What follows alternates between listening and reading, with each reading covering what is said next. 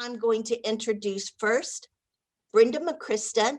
She is the owner of Spectrum HR Solutions, and she's a minority-owned business. She is, I would say, a compliance guru, and her focus is to balance both people, the real environment of work, and the regulations that protect both the employer and the employee.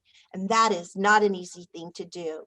Our second presenter following Brenda will be Chris Barber. Chris is owner of CheaperThanAGeek. I'll let him tell you his motto or his tagline. But Chris owns an IT firm, and he works for individuals, but he also works for businesses. Government contracting, I think, is maybe a client or two of his, but he's really immersed in the IT world and has been an incredible resource to our BBB and our accredited businesses. So thank you all so much today. And Brenda, I'm going to turn it over to you. Well, thank you very much, Angie. I have to say good morning, everyone. And I really appreciate the opportunity to be here and share my experiences and lessons learned when managing remote workers and the collective challenges that we all face. So this presentation focuses on challenges that businesses or you all face every day and will face in this post-COVID and vaccine remedy environment. Folks, this is about survival, as we all know. It is Maslow's hierarchy of needs at its core. So first, we will discuss the top remote work challenges. What are the causes? Who's at risk? Next, we will identify some preventative solutions to keep your remote and on-site workforce, whether it's large or small, engaged. And we'll consider effective solutions to reconnect and re-engage your workforce. Finally, we'll review how you can play a larger role in helping employees, how to detect burnout, including your own. So what we've learned in our takeaways was a lot of patience and compassion, because the employee relations field has been turned upside down. So let's get started. So I pulled a recent Gallup poll who reported out on the lingering effects of the pandemic and tracked a decline in employees' mental health and emotional health and the related behaviors, performance-related behaviors since the beginning of the pandemic. And interestingly enough, the report said that the greatest area of decline and concern amongst employees was the stress and burnout, emotional well-being, use of preventative care, meaning did they follow up on their doctor's appointments? And most said they did not, because they weren't certain or sure what was going on. And also, unfortunately, the misuse of alcohol and drugs. And just to give you a hint into what some of the employee relations issues we faced, one example is a person, I won't obviously can't say who, but an employee was really having performance issues during the shutdown. And when we started to partially reopen at this one client site, the individual came in and said his wife and daughter had disappeared, and he was absolutely distraught. The unfortunate part is that we knew that he was struggling and having issues. So what we suggested to the employer was obviously to track the performance and to provide an EAP or some type of assistance that would help him. He had totally melted down and was just unable to carry out his duties. He was actually a new hire, so he had no leave built up. And so what we suggested, because this was a trying time, is that this person continue because he's in an essential position, come to work safely, of course. And eventually he did leave eventually, and that was unfortunate. But these things are real and they happen. So the top remote work challenges. There are at least three. I've pulled out three, the top three that we've seen over and over. Number one, the top work challenge is accountability.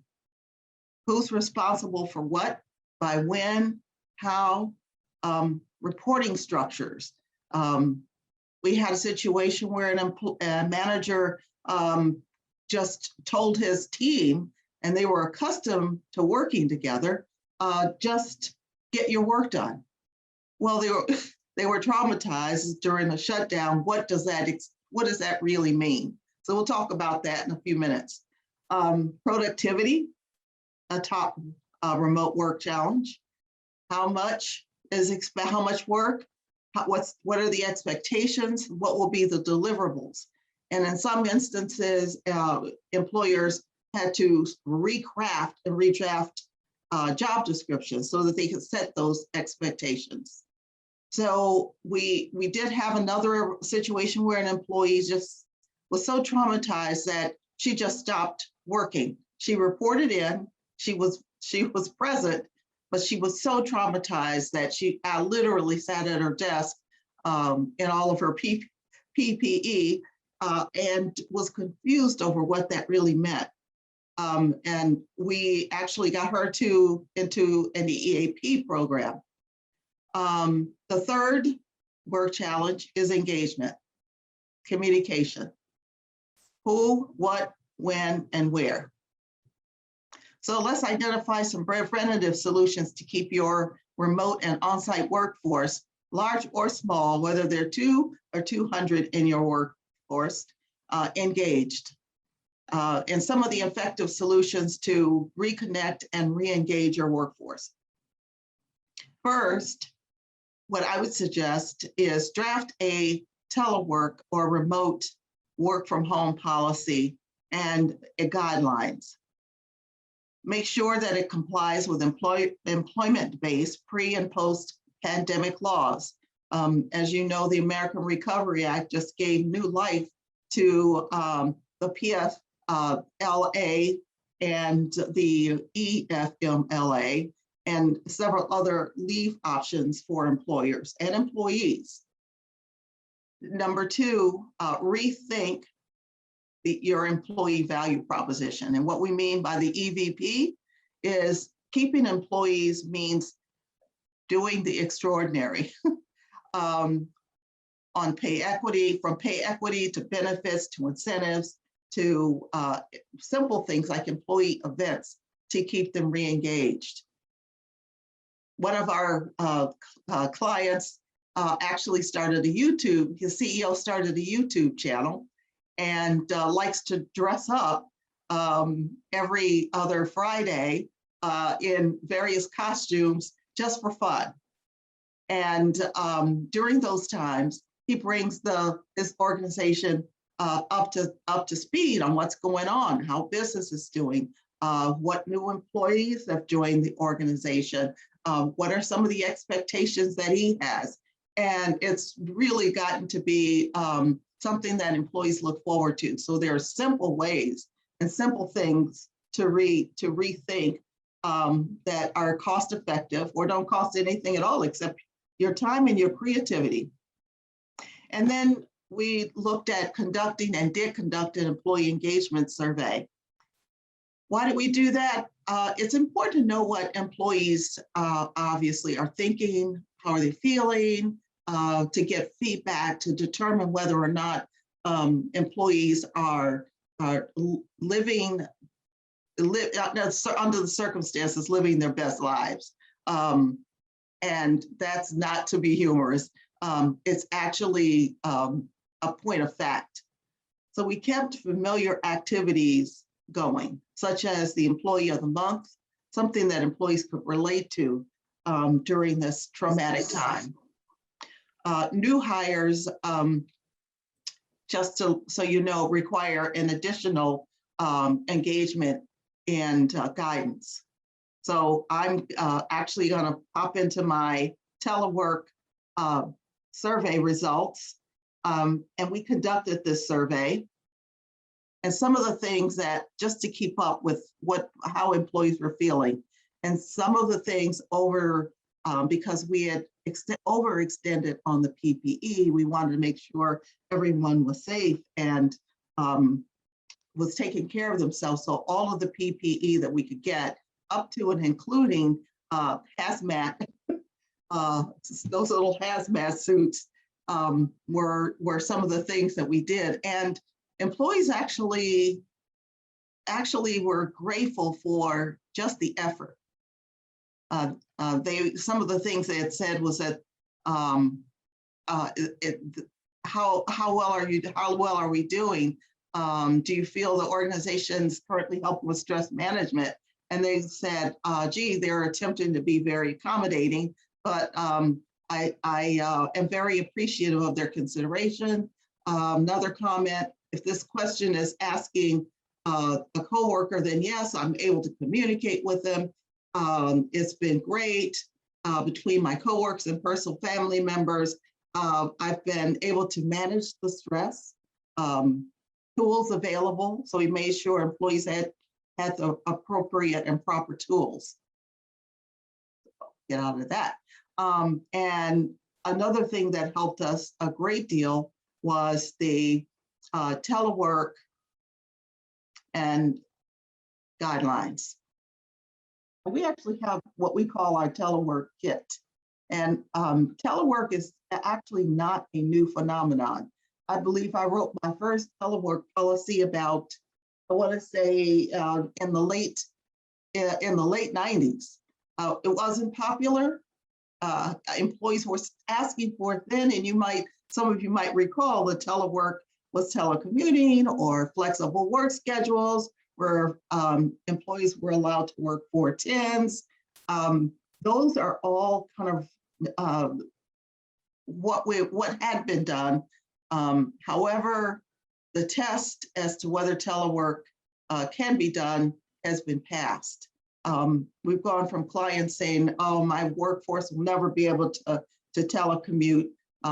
We're essential. We have to have employees on board. We actually had a CEO, one of our clients, who said, there is no way, I know we're shut down, but we've got to keep working, and those who need to come in need to come in. Well, obviously, by federal and state mandate, that wasn't possible.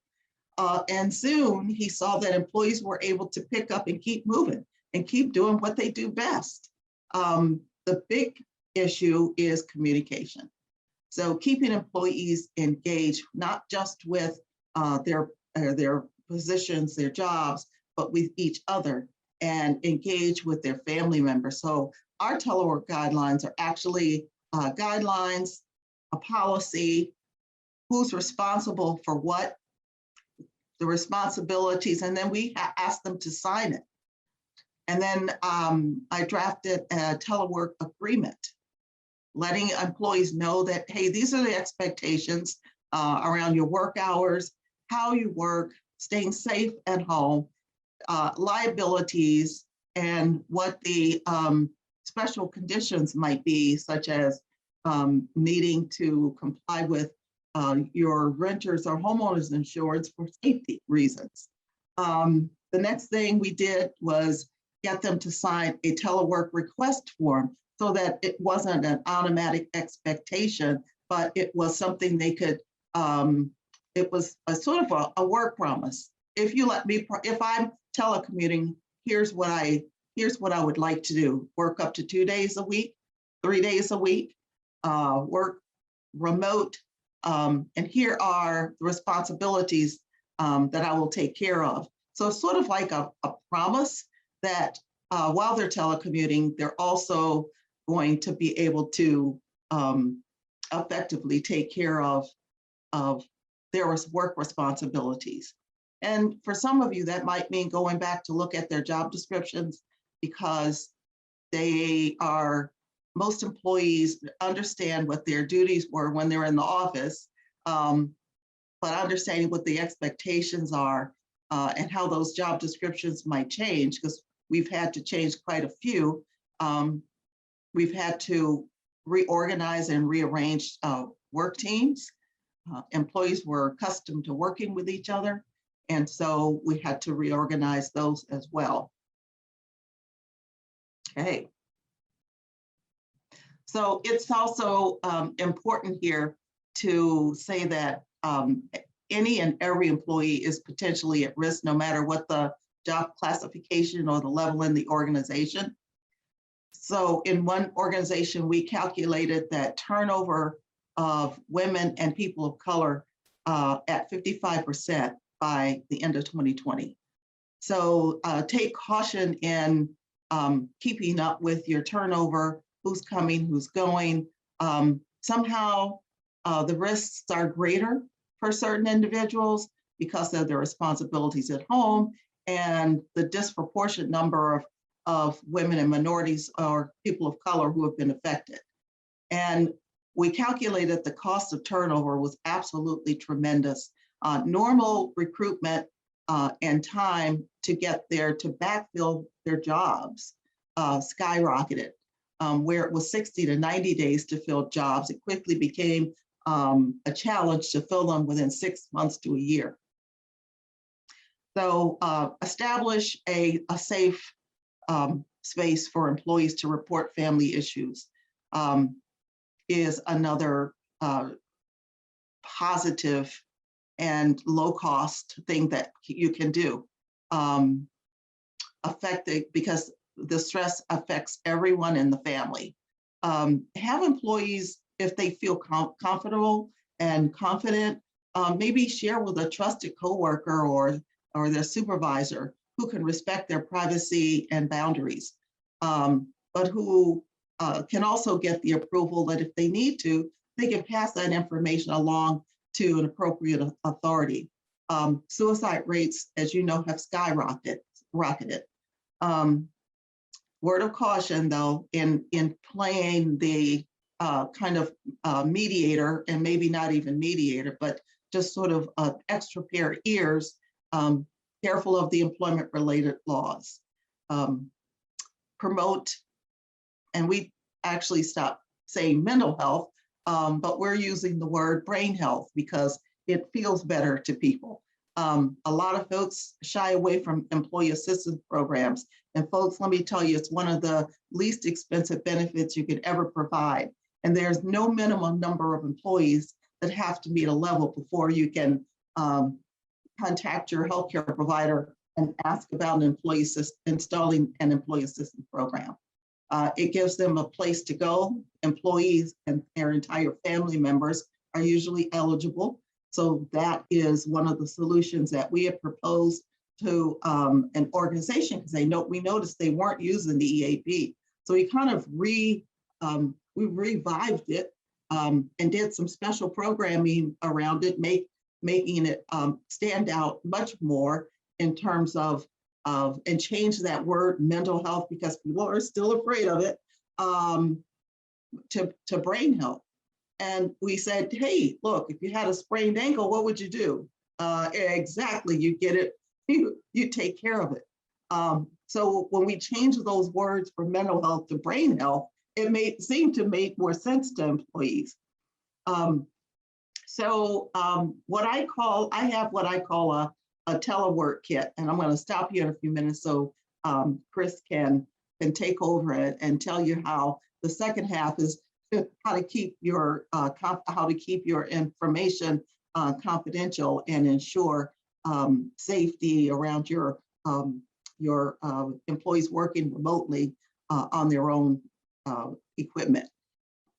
So very quickly, I have a telework kit that is guidelines, a policy, a how to do it checklist, which is really good. And just to name a couple of features in the checklist, as you're thinking about how to go about work from home guidelines, make sure that you're looking at the schedule, your schedule. What do you need? When do people need to work in order to keep your business operational? Think about work hours. If you agree to an early bird or night owl schedule, make sure that you have that agreement. All people don't work at the same hours. And certainly telecommuting is not for everyone. There are introverts and extroverts, and introverts found it easier to work remotely. Think about the use of the office time. If they come in the office, what tasks are you going to have them do? When will there be a staff meeting? How will you lead the staff meeting? Think about also your communication and wellness. How will you keep your employees engaged? Will there be regular team meetings? Will they have access to wellness activities? How often will the teleworker check emails? The other thing to look out for is logistics, safety and cost. And I still caution you again, because the COVID-19 and the vaccine considerations have added an extra measure of caution around OSHA guidelines, workers' compensation protections, Department of Labor and the IRS considerations around the American Family Rescue Plan, which has given new life, as I said earlier, to FMLA and the EPSL. And then employers have the regular EEO and FLSA considerations. Are you going to have your employees working overtime? If they're non-exempt, are you going to have them track their time? And at what point will you say, okay, we're not paying for overtime while you're at home? Or yes, we will, because we need these tasks accomplished. So my tools of telework, and wrapping up and summarizing, are a clear policy, guidelines around those policies, telework in employee agreement, and a checklist of what you expect. Having said that, I'm going to turn it back over to Angie. Hopefully we talked about we were clear about talking about the problems around telework and what you can do to mitigate the circumstances and continue working towards the circumstances. And if anybody needs a copy, I have those. Okay, Angie? Dang it, I was muted, sorry. So that is, that's every day, isn't it? You're on mute. So thank you, Brenda, so much.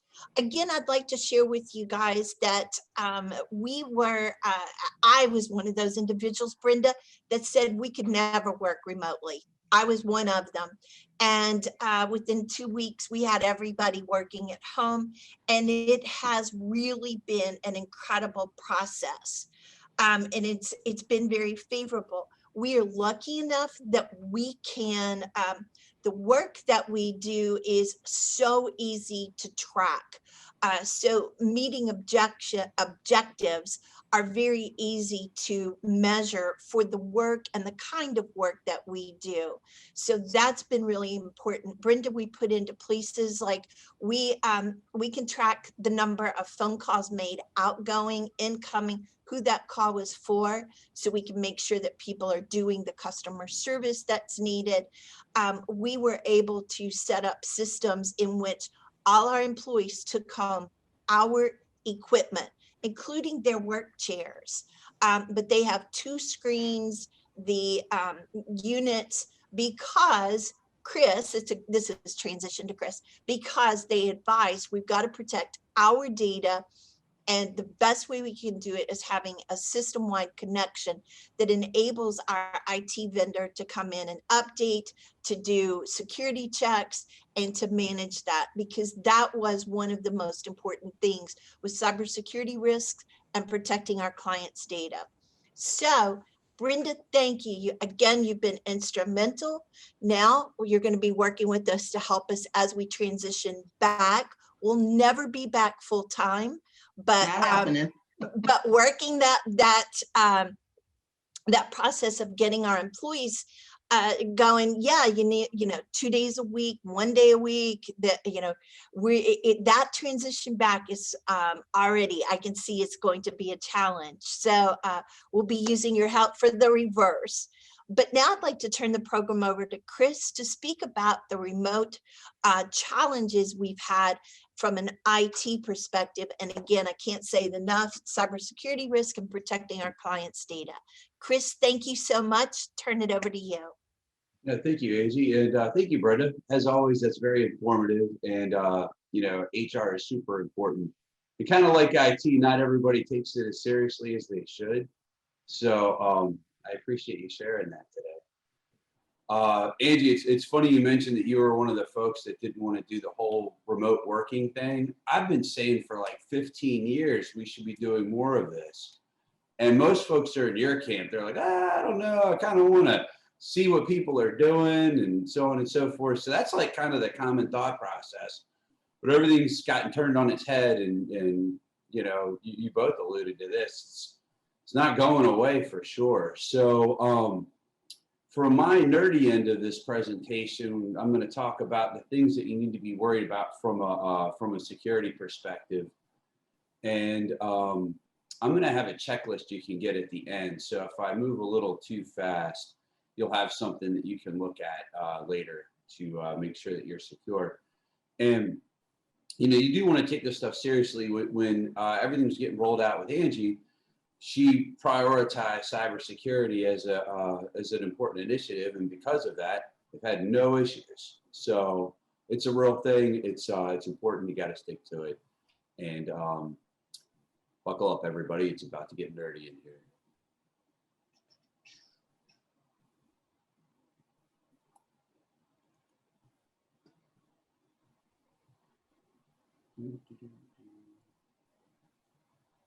All right, so we're going to talk about remote work challenges, and really this comes down to teleworking best practices.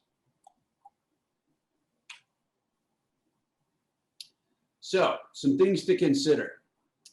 Is your access encrypted and password protected? It can't be out there in the winds. That's super important. For example, if you use a program that's web-based, you want to make sure that there's that little padlock on a website. That's a very important point of clarification that you're dealing with something that's legit and secured.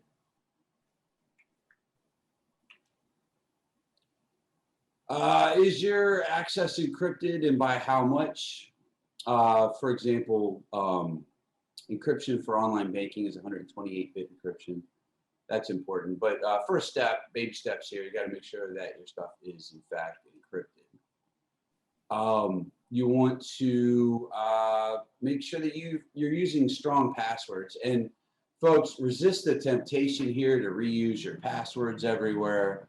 Nerds like me have been saying forever, don't do that. But we've all heard about hacks at like Home Depot and Target where information gets compromised. And if you're using your Bank of America password is the same as your Target password, well, now the bad guys can get into your Bank of America account. So this is why we always say it's very important to have these different passwords. Please have different passwords everywhere. It's super important. Try to train everybody that when they're done using their computer, even if it's to take a restroom break, make sure that they're locking their computer up when they're done. You just, if you're using a Windows computer, you hit the Windows key and the L for lock, and poof, your computer's locked. If you think about your information, you want to make sure that it's secured on a need-to-know basis. The accounting people should be able to get into the accounting stuff, but nobody else should. Brenda would back me up here. Your HR files, that's for the bosses. That's it. And the HR people, nobody else. You don't want people pilfering through there. That would be a really, really bad idea. Obviously you don't want your employees to get into everything. So given that we're talking about a subject that probably only excites me, we're going to mix it up a little bit. And we're going to play Name That Nerd. So I'm going to show you a nerd, and we're going to keep track of who the first person to reply with the right answer is. At the end, you're going to get a prize. So get ready to do a chat because here comes a nerd, and it's not me.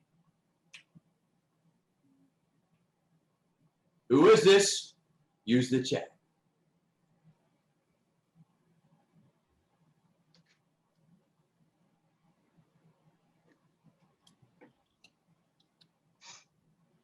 Hey, Ashley, can you tell me when we got our answers? Because I got all these screens blowing up over here. Yeah, people are coming through. Yep. We have first one with the right answer. All right, fair enough. So if you said Mark Zuckerberg, you're right. That's a very rich nerd, by the way. So moving on here, working from home safely, nerd style. You want to make sure your employee's computer is protected. Do they have infections on their machines? Do they have real endpoint protection? Is it managed? What about the home network? Do they have enterprise grade protection? What can you do if it doesn't? So an interesting sidestep to all that is if you don't mind me using you as an example, Angie, what Angie did solved all those problems. So they took their computers from work and took them home. So they were company-owned computers, which meant that Angie could make sure they were secured as she wanted them to be. Their IT vendor had the security in place and everything was monitored. So anytime you can use your own equipment, you're much, much better off. But anyway, back to Name That Nerd, get ready. My favorite picture of that nerd, hands down. He's been in the news lately. Who is this nerd? And use the chat.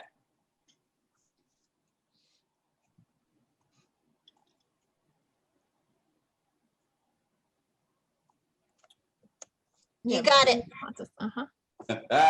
Chris, done. You said a young Bill Gates, you got it. So moving right along, it's hard, a little sidebar. It's hard to imagine Bill Gates is, a guy getting a mugshot, but it happened. So general good cybersecurity. So you got to have endpoint security. I mentioned that before. That's like saying antivirus, maybe on steroids, but you want to make sure that the computer is safe. It's, like I said, worth mentioning repeatedly. We've always subscribed to school of thought that you should secure things to the computer level. And honestly, a few years ago, the FBI called us out and said, you guys are doing it right. Your competitors need to do it this way too, which I thought was kind of cool. But anyway, so what is the weakest link in your security? It's people. It's people. We had an incident a while back where there was a breach through the comptroller's office, and of course, we get this call at 4:30 on a Friday afternoon. We snap to attention. We resolve the issue. Everything is fine by 6 p.m. And the CEO of the organization said, "Hey, Chris, we pay you guys for security. What happened?" And in this particular case, that's what I told him. I was like, "Hey, we can't stop your employees from giving away their email password," and that's what happened here. So you gotta make sure that your people are behaving themselves too, kind of like in Brenda's line of work. So you gotta make sure that people aren't clicking on phishing emails, that they're not involuntarily giving away information to get compromised or what have you.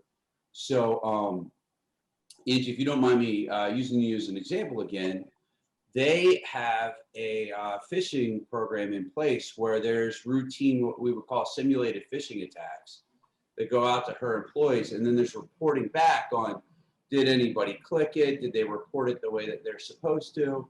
And kind of like having surveillance cameras in your place of business, just knowing that they could be getting these phishing emails kind of raises awareness and security. So it really is a good way to kind of bolster your security posture by making sure that people are paying attention. It doesn't happen often enough.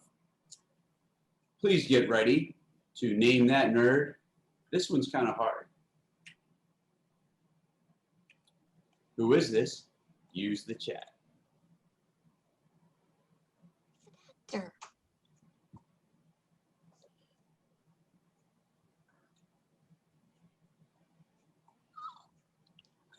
Angie, You look stuck like the a band, trouble. Chris. Nobody's got this one? This one's Not tricky. one. No? All right, we're going to move on, but it's Ben Stein. Yes, thank you. Yeah, he was a teacher for Wonder Years. He had a game show where you tried to stump him with trivia. Oh, yeah. If possible. Win Ben Stein's money. That's what it was. That was a great idea. All right, so this might be the closest we get to the Brenda segment of this. We've got policies and paperwork. Yippee skippy. So some things you need to have is an information security and work from home policy. We talked about that earlier. It also sets expectations, which is super important. It also forces you to think through your process and helps tremendously with liability versus not having a written plan at all. And depending on your industry, this might be mandated that you do it anyway. Or if you have cyber insurance or general liability insurance, you might be required to have something like this to have coverage. So you really just want to do it, period. It's a good idea anyway. And whether you realize it or not, you might be required to do it. Auditing and risk assessment testing. So this is testing your systems to make sure that you're not vulnerable. It tells you how safe you are and what you need to know about it. And regular testing ensures safety, keeps you top of mind, and is probably required anyway. Get ready for the chat, everybody. We're nerding it up. Here comes a new nerd. This one makes me a little sad. Who is this? Use the chat.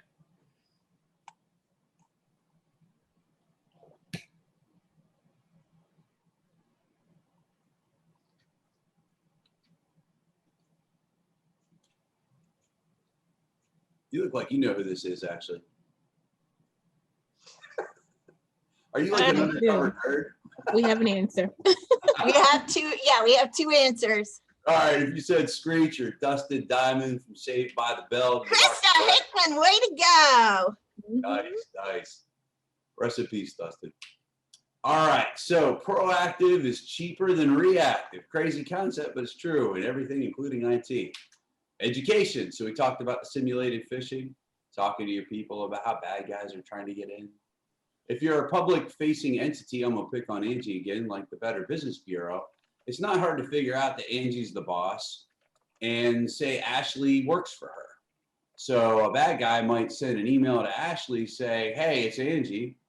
You know, I need you to get me some green dot money cards for a upcoming promo we've got.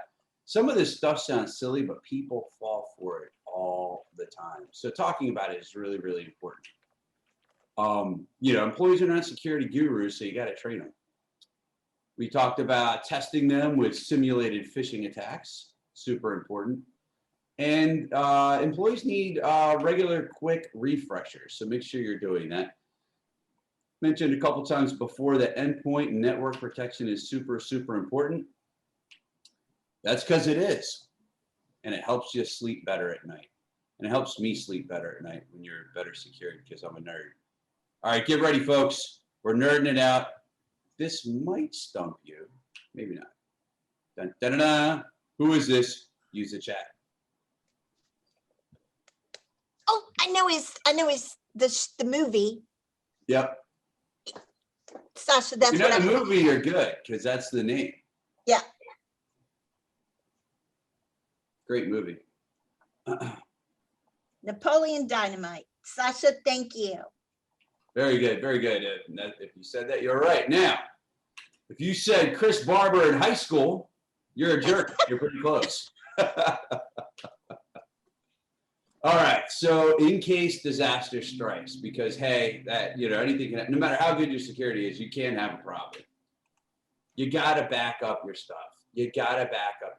Ask the people with this East Coast pipeline thing what saved their bacon, and it's because they were backing their stuff up.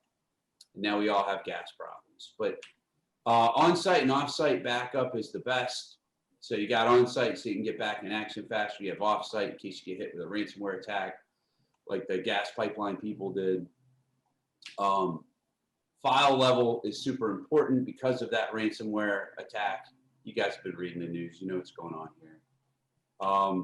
You also need image level backup. So if you think about like your computer systems, you got all these programs and files and settings set up. It takes forever to get that stuff right. If you have an image-based backup, you can poof, you're back where you left off. Otherwise, you're starting all over again, and that's not fun.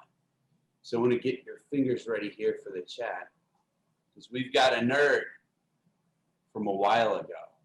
Here we go. Who is this? Use the chat. You know this, Angie.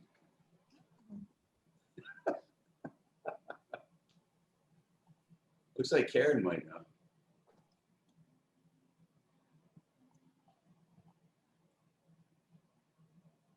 You got a couple of answers.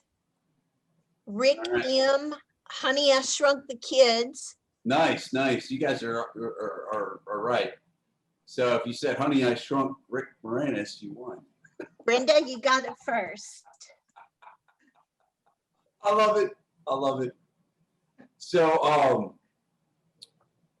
so Q&A, a couple things to keep in mind.